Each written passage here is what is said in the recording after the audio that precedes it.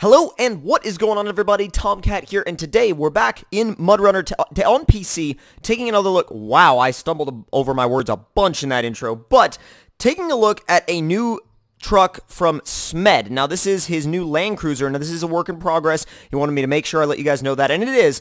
But this thing is really, really cool, and he was telling me to make sure that I tested it out in more of a, don't take it to some rock crawling map or something, because it's more of a overlanding style vehicle. So we're going to put a cooler, fuel can, jack, and wheel ramps in the back, and we're going to set off and do some exploring, because these overlanding vehicles, I feel like, are great still for any kind of scouting purposes.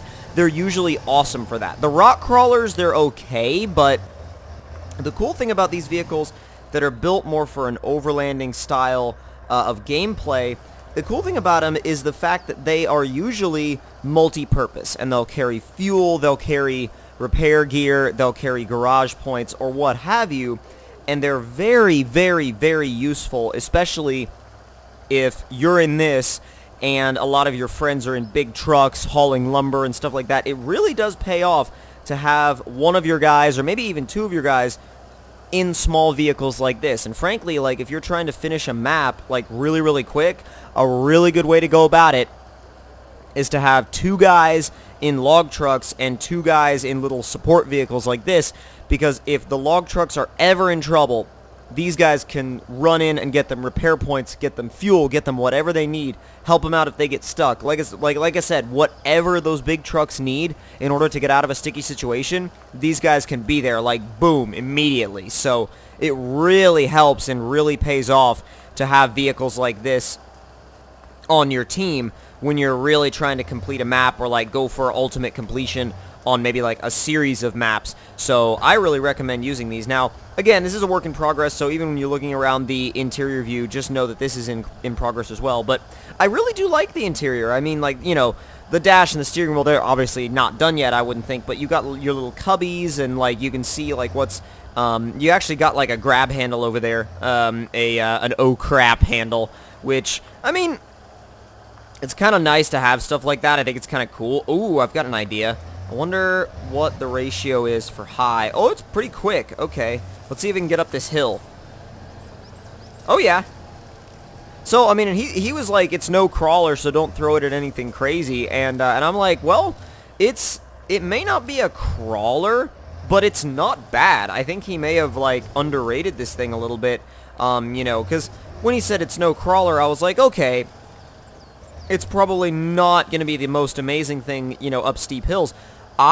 It's not bad. It's really not bad. I think as far as overlanding vehicles and scout vehicles go, it's right up there with the best of them. Now, crawlers-wise, yeah, no, there's crawlers that are going to outclimb this thing left and right, but that's not what it is. That's not what it's for. So you can't compare it to that. You can't compare it to that at all. It's a totally different kind of vehicle and a totally different kind of application. Let's see what's through here. But, like, dude, seriously, you put this thing in high, and the suspension soaks up bumps really well. It goes through, like, whatever you throw it at. And honestly, like, it doesn't really take that much suspension damage. I haven't taken any yet, and I've been bouncing over just as many rocks as I usually do. Yeah, that's awesome. Let's see how it does climbing on the rocks, because I haven't actually, like, taken it to any, like, rocky areas yet, so different angle. I was like, we need a different angle on that. Let's not climb that one anyway. We got too big of a bumper for that. Although this next one down here, we can go for that. It should not be a problem. Wow, that just, dude, it just walked itself right up. The lights work? Hell yeah. But no, it just walked itself right up. Let's see what the flex is like. It's nothing crazy, but I do know the fact that that Smed doesn't really like for his vehicles to have a bunch of flex. I know he feels like, I've talked to him about this before, he feels like it makes them more realistic, which I can't agree with. I do understand that, and I can agree with that. I just also can't really say that that's the... Oh, crap. Alright, so you may be wondering to yourselves, why all of a sudden are we on a different map? Well, I'll tell you. The game crashed. It had kind of this, like, they just basically had a huge error, and completely crashed out. And I was like, you know what?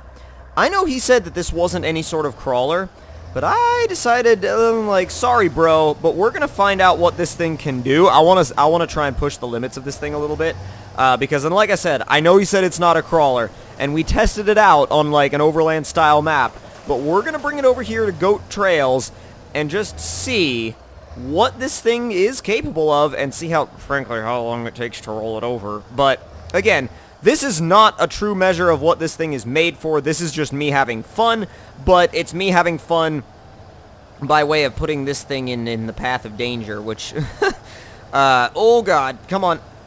Find your grip. Yes. I mean, you never know. What if you actually end up having to rescue somebody and you have to take the tricky way? Come on. Oh yeah. There are certain ways that this thing's long wheelbase could pay off. But there are also ways in where it could hurt it. So we'll have to see which one of those is more apparent here. Turn back left. There we go! Oh my god, we might make it up this hill the first try. Dude, if we can make it up this hill the first try, it will outdo so many other vehicles, it's not even funny. And like, if it makes it up this hill the first try, not only will it outdo a bunch of other vehicles, but it'll be hilarious because Smed was like, yeah, no, it's not a crawler at all. And then it got up a hill that some of my crawlers can't even get up. Frankly, it's made it further than a lot of my vehicles have in the past, so I already give it props. I just got to see if I can get it up the rest of the way. Which it is making... Dude! Oh my god. First try. Well, until we beached it. Damn. It's okay. We can kind of like... We can fix that. That's not necessarily a huge issue. We can fix that. Just gotta steer it back left.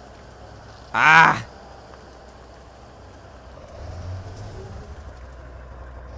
Yo, yo, yo, yo, yo, yo, yo, yo, yo, yo, yo! Okay, well. That's what happens when you back up too far. And it's okay, because we've got repair points. We can just repair it easily. We use the jack and repair it the rest of the way. So, good as new. And actually, you know what? We were right there. We were so close that I'm just gonna, like... I'm gonna cheat and go around the side. Come on, come on, come on, climb! Oh, climb. For God's sake, Land Cruiser, please. There you go. Now, I think if we went back and tried that again, I think it could get up the hill no problem at all. This thing is actually really, really good. I really like it. And, I mean, as I always say with Smed's vehicles, I feel like this one could use a bit more flex. But then again, I feel like, number one, this thing is not done, and number two, I know for a fact that he prefers his vehicles with less flex than normal, and I can appreciate that. I can understand why he would want that, and I can appreciate that, and I'm not going to knock it. Like, it makes his vehicles different than everybody else's, and I think that it's good to have that differentiation, because if everybody's vehicles, you know, flexed out like mad, then there would be, like, no differentiation. I will say, though, the long wheelbase makes it kind of iffy with this, like, you know, with this much, I don't know, it makes it like to high center on a lot of stuff. And, oh, I didn't even realize that we were rock glitched. That's fun. Release, please. See if we can reverse out of it, because I would really like to not be stuck in there. Okay, not bad.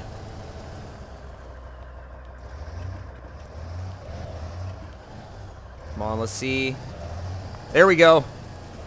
There we go!